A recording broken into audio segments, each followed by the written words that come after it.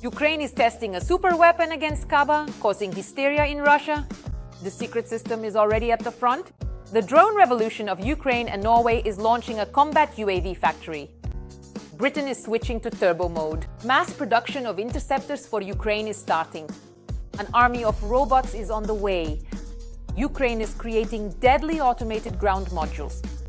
The West against Russia. Long-range missiles and new air defense systems for Ukraine are already at the front. I'll share all the details in just a moment.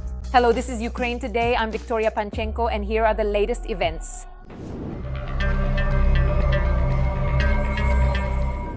Ukraine is deploying a secret superweapon against Russian KABs. In October, Russia dropped more than 5,000 glide bombs on our land. But now, Ukraine's defense industry is preparing a response that could turn the rules of the game upside down. The General Staff of Ukraine has reported that Ukraine's defense forces are taking effective measures to reduce the effectiveness of Russian-guided aerial bombs. In particular, new weaponry is being tested against KABs, according to Defense Express. The implementation and scaling of innovations is effective when it increases the capabilities of our troops. The General Staff is keeping the intrigue going until the very end. They aren't revealing exactly which iron monster is being tested. Whether it's an entirely new system or a modernization of existing equipment remains unknown. It's a closely guarded secret. The fight against KABs is an issue that has been discussed for a long time. Experts are getting heated. Many have long said that it's better to blow up enemy planes and factories right on Russian territory than to shoot down bombs in the air. It sounds nice, but reality is harsh. To destroy the carriers, you need air superiority, and to strike at factories, you need an arsenal of heavy missiles, which is still limited for now. Cruise and ballistic missiles, all of these are necessary to turn the enemy's infrastructure deep in their rear into ashes. Analysts suggest that Ukraine and its partners may have created a new type of missile weapon for air defense. And this could mark the beginning of the end for Russian aerial bombs.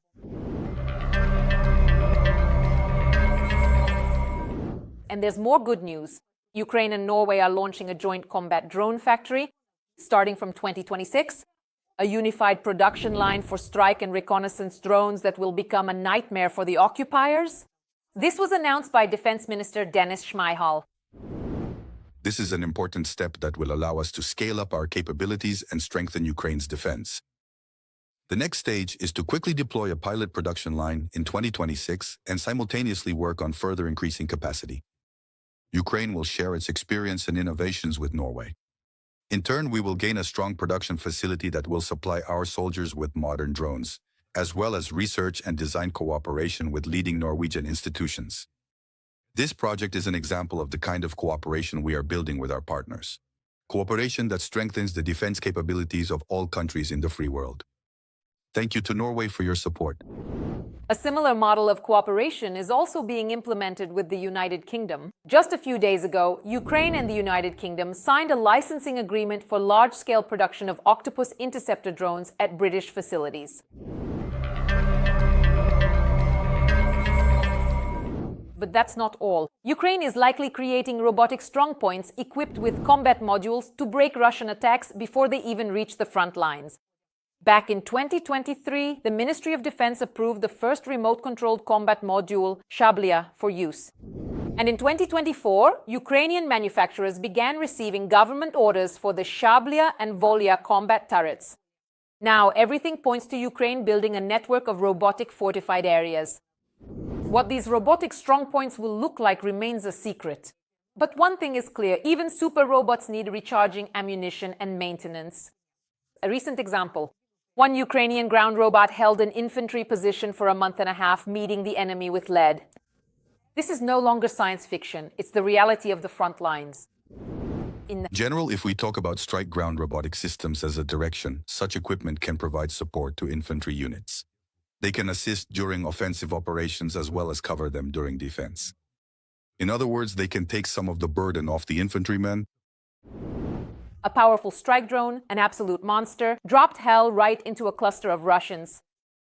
A 100-kilogram FAB and an entire group vanishes without a trace.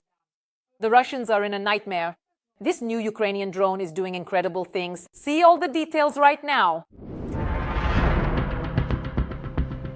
A nightmare for the Russian Federation, or rather, the reason they can't sleep. The new Ukrainian strike drone, FP2. The FP2 is used to strike at the Russian rear. It can also carry an adapted aerial bomb as its warhead. And the FP2 drone is specifically designed for strikes, especially with a penetrating warhead. It's not soft like regular drones. No, its warhead is a 100 kilogram FOB 100 bomb with the tail section removed. So this drone can strike targets quite effectively because the FAB 100, for example, was the main bomb of World War II, the most widely used bomb. And at the same time, it can hit targets with high precision. the use of these drones is confirmed both by the occupiers and by the Ukrainian military themselves, who show them in action against the enemy across the Donbas.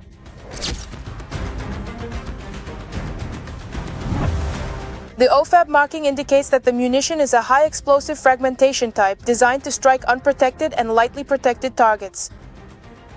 The FP2 can strike both stationary targets and in certain cases moving targets as well. And this is a very important point because, for example, it allows you to hit things like Iskander missile launchers as they move into position. The Ukrainian company Firepoint has introduced the FP2 strike drone in the middle strike class. It replicates the design of the long-range FP1 drone, which is used to strike targets in the rear of the Russian army. This is, so to speak, a modernization of the long-range FP1 drone, which has a range of up to 1,400 kilometers. And the FP2 has retained the same design but is smaller in size. Apparently, it has a smaller wingspan, and its range is limited to 200 kilometers. This is where the bulk of the army and front-level depots and logistics centers are located. That's why this strike zone is so important. The manufacturers offer the system both with a classic stationary launcher and a mobile version for rapid deployment disguised as a regular army truck. You can drive up as close as possible, say, within 10 kilometers of the front line, quickly launch, and then quickly leave the strike zone. It is noted that the relative cheapness and availability of drones combined with a heavy warhead allows Ukraine to partially compensate for the shortage of high-precision missile weapons. The FP2 can be considered a high-precision munition. Why? It is fully equipped with a high-resolution camera, and a crucial relay is strategically suspended about 10 kilometers from the actual front line. So this advanced drone effectively flies just like a typical FPV drone. That is to say, it possesses a camera on board, it precisely strikes its intended target with remarkable accuracy, and the skilled operator clearly sees the target before it ultimately hits its mark. Experts point out that due to their low flight altitude and sheer numbers, drones can bypass and overwhelm the Russian army's air defense systems, which in certain situations can be more effective than strikes from HIMARS missile systems. Every voice matters. Join our community, support independent journalism and help us bring you the truth from Ukraine. Become a member of Ukraine Today. Join us now. The West has also switched to maximum support mode for Ukraine. German Chancellor Friedrich Merz announced the delivery of long-range missiles. In addition, Ukraine has received its first Terrahawk anti-aircraft systems. Paladin. Let's not forget about the unprecedented military aid from Spain. The German Chancellor also promised even more help and support, pledging to equip the Ukrainian army with long-range weapon systems. But Merz did not disclose details about the number of missiles or the delivery timeline. For months, we have been working intensively with the Ukrainian government on implementing long-range fire projects, as we technically call them. The Ukrainian army will be equipped with such weapon systems. At the same time, the Chancellor refused to answer a question about Germany's previous reluctance to supply Ukraine with Taurus long-range cruise missiles. He called this approach a tactic to increase pressure on the aggressor country, Russia. The possibility of operating the Taurus missiles directly depends on the level of training of technical personnel. In other words, apparently the point is that only Bundeswehr servicemen can use the Taurus missiles. And training Ukrainian specialists for this crucial and complex endeavor will undoubtedly take quite a significantly extended period of time to complete, requiring considerable effort and dedication. Germany is the largest European donor of military aid to Ukraine. Since the beginning of the war, the government has provided Ukraine with assistance totaling more than 50 billion euros. In September, Berlin launched a new initiative to procure long-range drones jointly with Ukraine's defense industry. Germany will also allocate an additional 150 million euros to purchase weapons from the US for Kyiv. Germany is well aware of the possibilities of direct military confrontation with the Russian Federation. That is why it is deeply interested in ensuring the defense capability of the Ukrainian state, accordingly, in the technical rearmament of Ukraine's defense forces. Meanwhile, the Ukrainian Air Force has strengthened its air defense with the new British Terrahawk Paladin weapon system. The number of units delivered has not been disclosed, but even a small batch of such systems will significantly bolster Ukraine's air defense. For the Ukrainian side, this means creating a so-called focal air defense system to protect key logistical and military facilities at critical moments from being struck by the enemy's aerodynamic weapons. First and foremost, this refers to UAVs.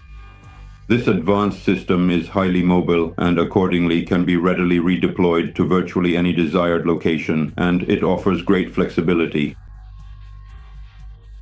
Taking into account its autonomous use, this significantly increases the Ukrainian side's capabilities in countering, as well as those of the Russian Federation. Spain will also allocate 615 million euros to support Ukraine, the lion's share of which is earmarked specifically for military needs. In the first place, this is a program for additional arms purchases for the needs of the Ukrainian armed forces from the United States. The second is, accordingly, the strengthening of Ukraine's air defense systems. And accordingly, that's the nature of it. Logistical and technical support, including the transfer by the Spanish side of heavy armored vehicles and strike systems that are currently in service with the Spanish army. Since the start of the full-scale war, Ukraine has ramped up weapons production and the implementation of new technologies, which are already being used at the front. The volume of domestic weapons production has increased tenfold. Ukraine has scaled up the production of the Bodana howitzer to 20 units per month. These are record numbers even for NATO countries. A distinctive feature is that it uses a modified 155mm caliber. This is the NATO standard. Plus, of course, the price-to-quality ratio. In addition, Ukraine's defense forces have increased the production of artillery shells. And the increase has been record-breaking. We're talking about scaling up the production of both FPV drones and accordingly strike drones with a target range of over 1,500 kilometers.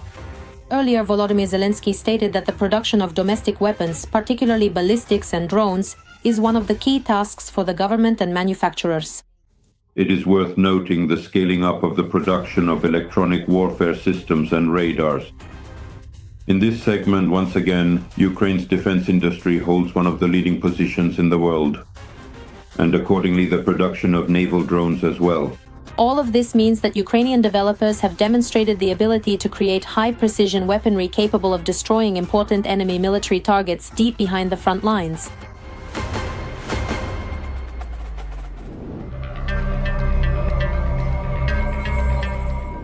And what do you think about the development of the drone industry in Ukraine? We look forward to your comments. There's more to come. Stay tuned for the most important updates and don't forget to like. Wishing you peaceful skies above.